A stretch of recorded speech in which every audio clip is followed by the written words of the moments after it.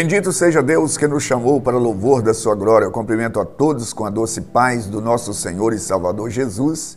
E é com alegria que estamos chegando até você com mais um programa Mensagem de Vida. O nosso tema hoje é autopiedade. Mas antes da nossa meditação, eu quero lembrar que todas as terças-feiras às 19h30 nós reunimos no culto de oração. Na quarta-feira também às 15 horas nós reunimos em oração. E na quinta-feira nós reunimos nos lares às 20 horas com a finalidade de estar examinando as Escrituras e orando uns pelos outros. Caso você queira receber o apoio de oração de um desses grupos, entre em contato conosco. Nosso telefone é 3321-5161. No sábado, às 19h30, nós reunimos no culto de adoração a Deus e no domingo nós reunimos em 2 horários, sendo que às 9 horas da manhã é o culto de ensino da Palavra de Deus e às 19h o culto de celebração. Fica aí o nosso convite. É sempre uma alegria receber pessoa como você em uma de nossas igrejas. Como eu já anunciei, eu quero falar hoje sobre a autopiedade. Autopiedade, na verdade, é a pessoa ser vítima, né? Passar como vítima. O vitimismo, a autocomiseração, aquela pessoa que se sente uma coitadinha e quer ter das pessoas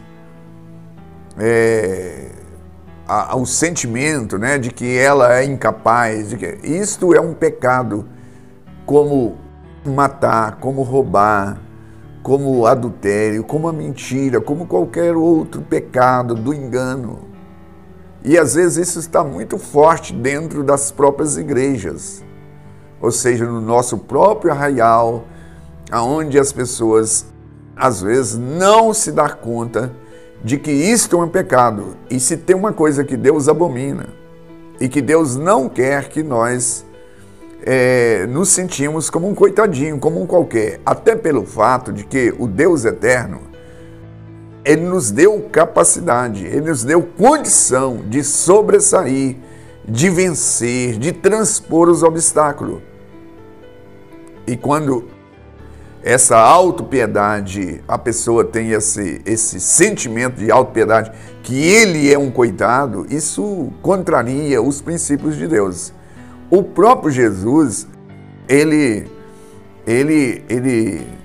refutou isso quando alguém quis imprimir sobre ele, né? Colocar sobre ele. Eu quero ler umas escrituras aqui, porque o apóstolo Pedro, ele interpretou errado e queria imprimir sobre Jesus para Jesus se sentir um coitado.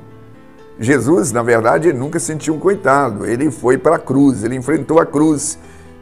E a Bíblia diz aqui em Mateus, né? Mateus 16, a partir do verso 21,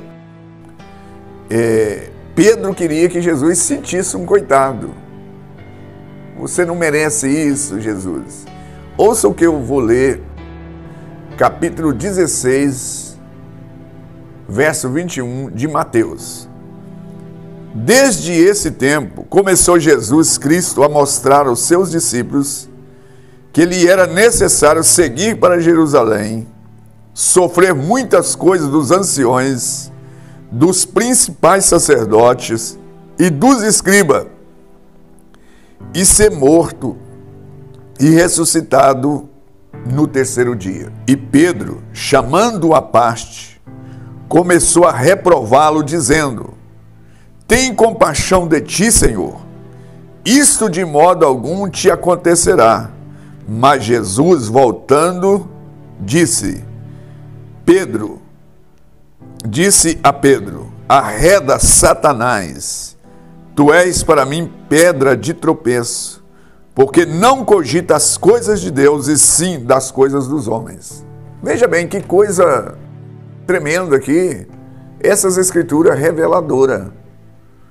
Porque Jesus, ele veio aqui para dar a sua vida em resgate de muitos. Ele veio aqui para ser a oferta de Deus pelos nossos pecados. Então, quando Jesus expôs esse plano do eterno para resgatar o homem, e ele disse que era necessário que ele fosse para Jerusalém, sofresse na mão dos anciões, na mão dos escribas, na mão dos sacerdotes,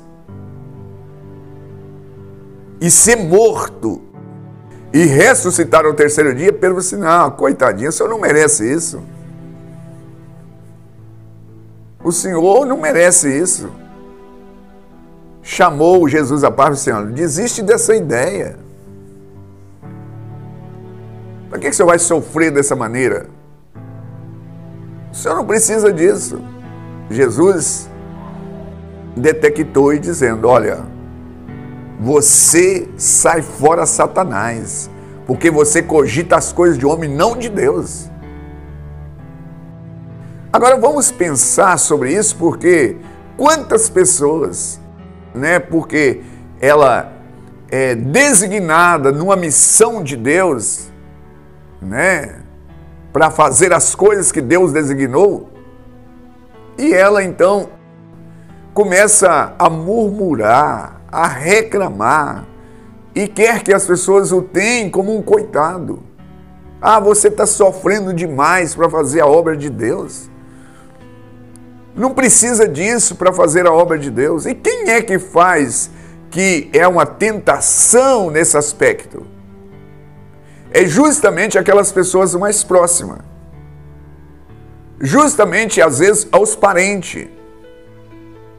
Ah, você desiste disso. Você deve desistir porque, afinal de contas, não precisa disso. O reino de Deus não depende disso. Deus, se Ele quiser, faz de outra maneira. Mas nós precisamos de estar atento, porque tudo que o diabo ele quer colocar na vida das pessoas é isso. Essa foi a tentação lá no jardim. Falou: porque Deus não quer que você saiba que você, você não precisa sofrer dessa maneira. Você não precisa ser privado das coisas, Deus está te privando. O texto aqui em referência sobre a autopiedade é a questão do sofrimento.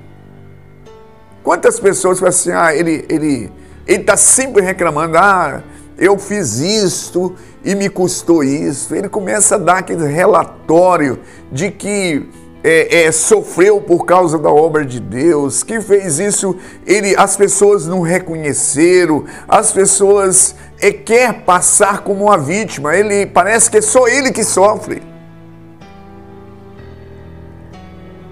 Ele dá a ideia de que ele sofre mais que todo mundo. E isso é um pecado que às vezes é ignorado. É um pecado que às vezes não é confrontado. Você que está me assistindo precisa de entender que a autopiedade é um pecado, como roubo, como adultério, como a mentira, como os demais pecados. É por isso que Jesus repreendeu a Pedro e falou assim: arreda Satanás, eu vim aqui para cumprir a minha missão e nada vai me tirar do alvo. Ou seja, Jesus, ele foi à cruz, não é por causa da conspiração dos judeus ou dos sacerdotes. Jesus foi à cruz porque ele veio para obedecer o plano do Deus eterno. Jesus foi levado à cruz não é porque ele se embaraçou nas questões políticas. Jesus, ele foi à cruz porque ele veio para cumprir a missão. Eu vim para dar a minha vida em resgate de muitos. E aí surge alguém no caminho dizendo: tenha pena de ti, tenha misericórdia de ti. E pode surgir pessoas no seu caminho: desiste disso que você está fazendo, desiste dessa obra que você está fazendo. Para que você está fazendo? Não precisa disso, você merece. E às vezes isso também acontece no âmbito da família. Desiste desse casamento seu, você não merece sofrer com uma pessoa desse jeito. Para que você vai levar esse casamento até o fim? Por que você vai levar esse emprego, todo mundo nas suas costas? todo mundo, ninguém da sua família, só você trabalhando, sustentando a sua família, desiste disto. Aí a pessoa que tem essa tendência, pessoa que já é propensa a ver a vida por essas lentes, por essa ótica, ela é induzida por Satanás. Porque é melhor servir do que ser servido. É melhor lutar por uma causa nobre que às vezes tem desgaste, mais do que uma causa da injustiça. Quantas pessoas que enveredam por este caminho? Quantas pessoas que dão crédito a esse tipo de assunto? E eu quero ler ainda uma outra escritura que refere no capítulo 21 de Atos, porque o apóstolo Paulo, ele não aceitou essa atitude de ser, de autopiedade, se fazer vítima. Eu vou ler em Atos dos Apóstolos, capítulo 21, a partir do verso 10, porque Paulo, ele expôs para os seus auxiliares o que estava previsto acontecer com ele. E eu quero ler essa escritura aqui, você vai entender. E ele diz assim, olha, E eles queriam que ele saísse da rota, do plano, do propósito de Deus. No verso 10 deste capítulo 21 de Atos, diz assim, demorando-nos ali alguns dias, desceu da Judeia um profeta chamado Ágabo, e vindo ter conosco, tomando o cinto de Paulo, ligando com ele os próprios pés e mãos, declarou, isto diz o Espírito Santo, assim os judeus em Jerusalém farão ao dono deste cinto e entregarão nas mãos dos gentios. Quando ouvimos estas palavras, tanto nós como